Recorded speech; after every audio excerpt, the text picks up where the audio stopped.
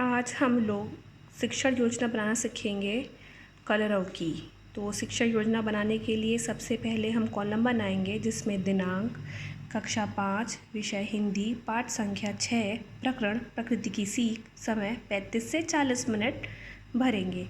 उसके बाद हम आएंगे इसमें फर्स्ट नंबर पे हम करेंगे लर्निंग आउटकम। लर्निंग आउटकम में हम लिखेंगे कि बच्चे चांद, तारे, पर्वत, नदी, सागर आदि के विषय में सामान्य जानकारी रखते हैं। बच्चे सुनी व पढ़ी रचनाओं की विषय वस्तु, घटनाओं, चित्रों आदि के विषय में बातचीत करते हैं, प्रश्न पूछते हैं, अपनी बात समझने के लिए तर्क करते हैं। उसके बाद हम लिखेंगे प्रकरण। प्रकरण में हम लिखेंगे पाठ का नाम प्रकृति की सीख। उसके बाद हम लिखेंगे सीखने सिखाने की सामग्री। इसमें हम चार्ट एवं दीक्षा ऐप पर उपलब्ध सामग्री लिखेंगे। आप चाहें तो कुछ और भी लिख सकते हो, जो भी आप TLM या जो भी सामग्री आप यूज़ करो। उसके बाद हम यहाँ पे लिखेंगे सीखने सिखाने की प्रक्रिया गतिविधियाँ। तो इसके लिए हम ऐसे इस तरह से कॉलम बना लेंगे। सबसे पहले लिखेंगे क्रम संख्या, चरण और आकलन के तरीके।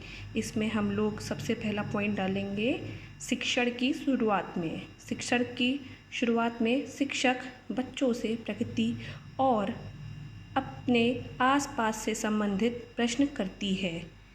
तो इसका जो तरीका होगा प्रतिक्रिया व सहभागिता देकर, और समय लगेगा 5 मिनट। फिर उसके बाद शिक्षिका छात्रों से प्रश्न करेगी कि पृथ्वी पर सबसे जागरूक प्राणी कौन है। तो उसका उत्तर देंगे बच्चे कि मनुष्य जीविकोपार्जन के लिए कौन कौन सा कार्य करता है। तो बच्चे उत्तर देंगे कृषि, नौकरी, मजदूरी, व्यवसाय आदि। उसके बाद तीसरा प्रश्न होगा कि कृषि कार्य के लिए किसान के पास क्या क्या चीज़ें होनी चाहिए। तो बच्चे बोलेंगे भूमि, बीज, पानी, खाद आदि। बच्चे कुछ भी उत्तर दे सकते हैं, तो वो आप अपने हिसाब से इसको चेंज कर सकते हैं। फिर शिक्षक पूछेगा कि भूमि का पर्यायवाची बताओ। तो बच्चे बोलेंगे पृथ्वी। फिर शिक्षक पूछेगा पृथ्वी लोगों को क्या संदेश देती है। तो ये हो जाएगा एक समस्यात्मक प्रश्न। बच्चे चुप रहेंगे और बच्चे नहीं बता पाएंगे। उसके बाद हम आते हैं नेक्स्ट पेज पे। उसके बाद हम लिखेंगे कि शिक्षक उपयुक्त प्रश्नों के संबंध में बच्चों से बातचीत के माध्यम से प्रश्नों का उत्तर प्राप्त करेंगे और इस संबंध में बच्चों को भी प्रश्न पूछने का अवसर देंगे। बच्चों, आज हम लोग प्रकृति की सीख कविता के बारे में पढ़ेंगे। उसके बाद नेक्स्ट पॉइंट हम लिखेंगे शिक्षण के दौरान शिक्षक बच्चों को पाठ 6 प्रकृति की सीख नामक कविता का उचित हाव भाव का स्वस्वर वाचन करेंगे। कुछ छात्रों से कविता का स्वस्वर वाचन हाव भाव के साथ कराया जाएगा। इसके बाद शिक्षक बच्चों को कविता का अर्थ बताएंगे। इसके लिए हमें 20 से 25 मिनट लगेंगे और हमें इसी के अंदर हाव भाव के साथ गतिविधियाँ करनी है।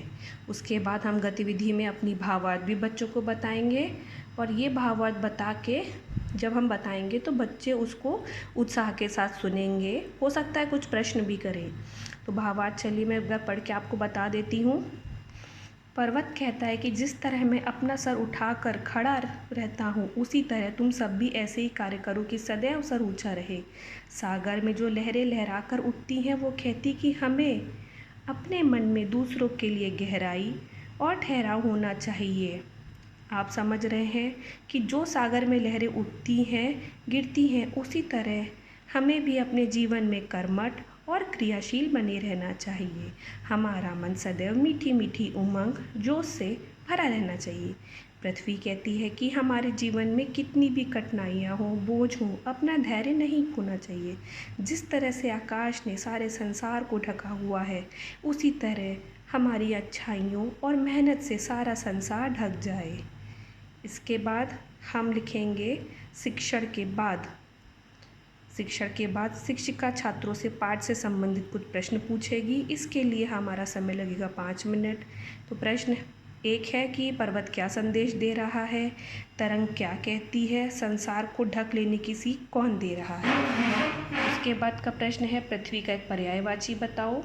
फिर प्रकृति से हमें क्या क्या सीख मिलती है। इसके बाद श्याम पट्ट कार्य किया जाएगा। इसमें हम शब्द अर्थ कर लेंगे तरल तरंग, पानी की चप्पल या चंचल लहर, मृदुल कोमल, उमंग, जोश, उत्साह, धैर्य, धीरज। इसके बाद बच्चों को हम गृह कार्य देंगे। शिक्षिका छात्रों से कविता का अर्थ घर से याद करके आने को कहेगी। शिक्षक की आगामी कार्य योजना। शिक्षण के दौरान आने वाली कठिनाइयों के आधार पर शिक्षिका आगामी कार्य योजना का निर्माण करेगी। इसके साथ ही हमारी ये कार्य योजना शिक्षण योजना बन जाएगी।